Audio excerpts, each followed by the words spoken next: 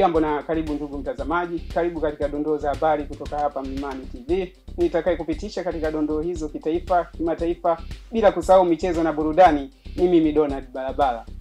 Na tukianza na dondoo za habari kitaifa, mwenyekiti wa Chama cha Demokrasia na Maendeleo Tundu Lissu leo Juni 27, 2025 amefika katika mahakama ya Tanzania masijala ndogo ya Dar es Salaam kwa ajili ya kesi yake dhidi ya Jamhuri.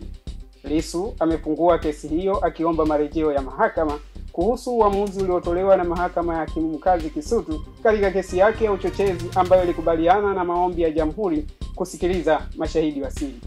Aidha, katika maombi hayo Lissu anadai kutowafahamu mashahidi hao wa siri kuna athiri haki yake ya kujitetea ipasavyo na inaweza kupelekea maamuzi yenye athari kubwa kwake binafsi. Na katika rubaa za kimataifa, Rwanda na Jamhuri ya Kidemokrasia ya Kongo leo zitasaini mkataba mjini Washington kufikisha mwisho mzozo wa mashariki mwa Kongo ambao umeua maelfu ya watu, huku rais wa Marekani Donald Trump akiwa mstari wa mbele kupigia debe juhudi za kidiplomasia ambazo zimesaidia mkataba huo kuafikiwa.